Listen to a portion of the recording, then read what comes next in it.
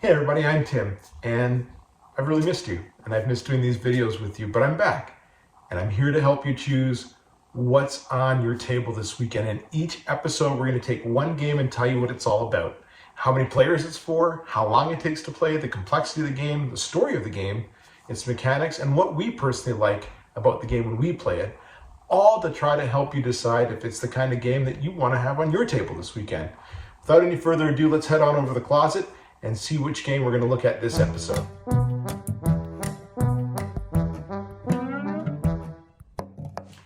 Well, we are back, and doesn't it feel good? Before we get into this week's game, I wanted to share with you an update as to why I was gone for a year. Basically, I had started a side business along with my full-time job and with my most important role and duty of being a husband and a dad.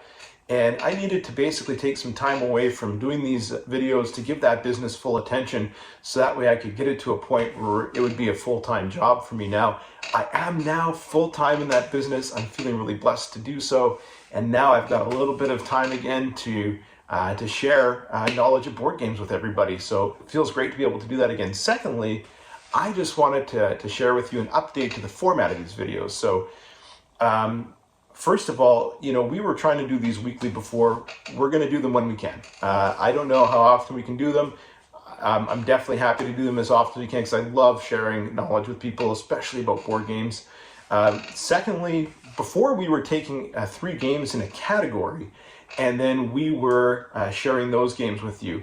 I think it's actually a little bit better to only do one for a couple of reasons. First of all, the effort is more scalable as far as managing my time, and being able to do 1 versus 3 is a big difference in the time commitment to doing that, meaning I could probably get them out more often for you. But secondly, I actually think it might be more user-friendly to only do 1 game instead of 3. And the reason why I'm thinking that is that if I'm only doing 1 game, then that game's title is going to be in the title of the video. And so people can, when they search for it, they might search for On Mars or Concordia Power Grid or what have you, and it will come up more easily for them if that's the game that they're searching for.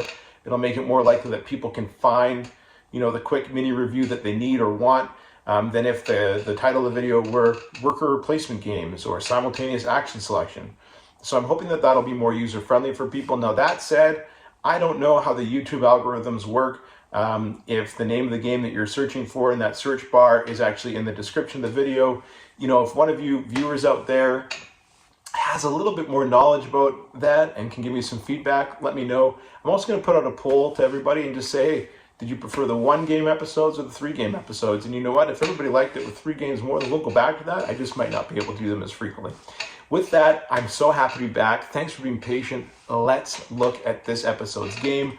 We are looking at Rolling Realms by Jamey Stegmaier. Now, this is a pretty cool project if you know the backstory.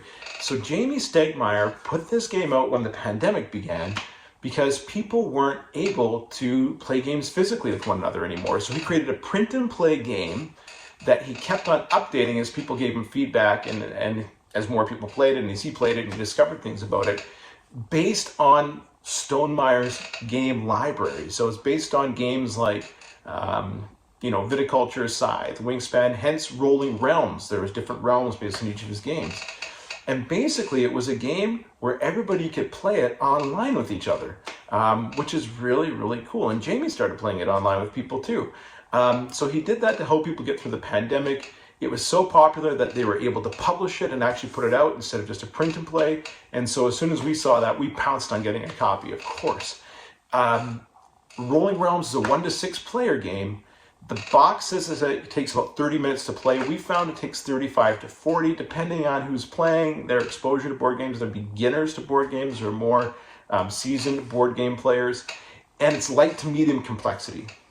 Now, Rolling Realms is a roll and write game that takes place in the Stonemaier Games universe. So the way that works is that each player is given a little deck of cards that they can write on. And in that deck, there's 1 card for each Stonemaier game that's ever been released.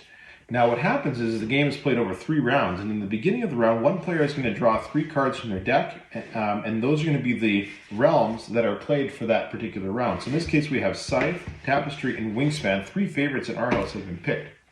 In each round the dice get rolled 9 times. each time the dice get rolled, the player is going to write the numbers on their calling card here. So the numbers 4 and 6, and every player now has to use the numbers 4 and 6 on these cards somewhere. Now, I cannot use both dice on the same card. I have to pick at least 2 different cards to use them on, and different things can happen on each card depending on which game it represents. So basically, you can use the numbers on each card in a way that represents the Stonemaier game that it's inspired by in some way. So if I were to use, for instance, the 4 on Tapestry, I can use a shape that's this size, and I can color it into my capital city here. For those of you who play Tapestry, you know that putting shapes on your capital city is a pretty big part of the game. So I'm going to take this one, and I'm going to cover up these spaces in that shape, because that is what I want to do. And if I finish that little square, I get a heart for my trouble. So I'm going to circle this heart because I get a heart. Let's say I want to use this 6 on the wingspan card. I can put it here. I get a coin for doing that because there's a coin underneath, and the way it works in the wingspan card is that once all 3 of these are full, I get a star, and if I can put 3 numbers in here that exactly equal 12, then I get an extra star.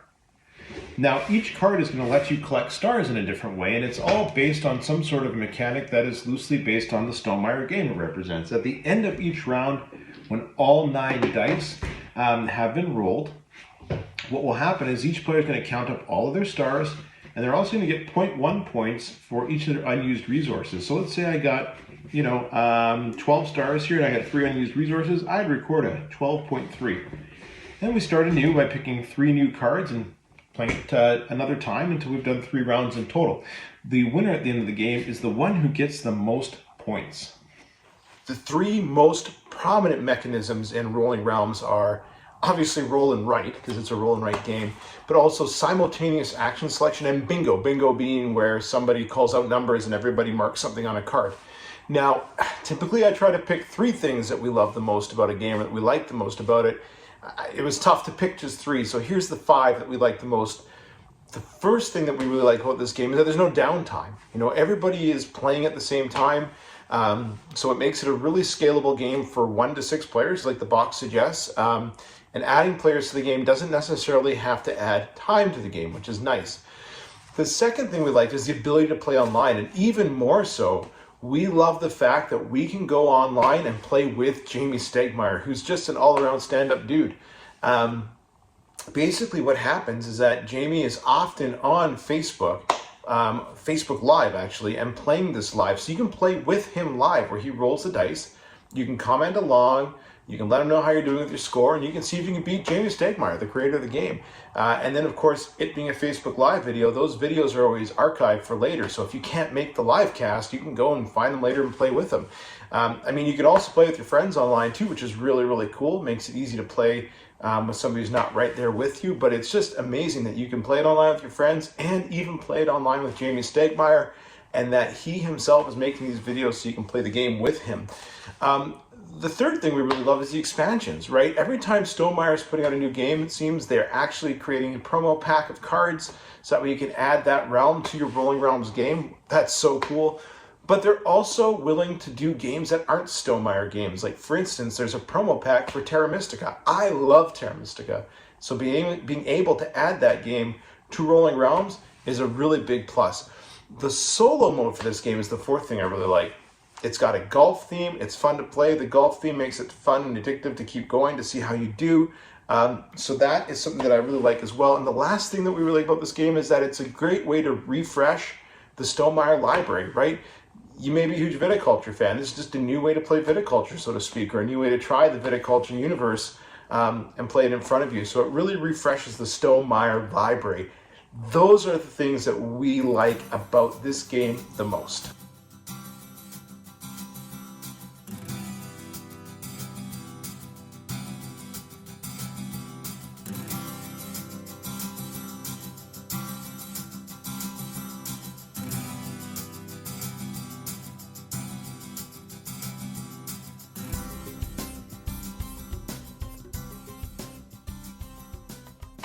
Well, that's a wrap.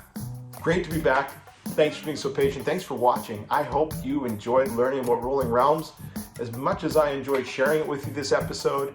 You know, if you like this episode and you like our content, why don't you go ahead and hit subscribe below, and you can hit that little bell too to get notified every time we have a new video for you.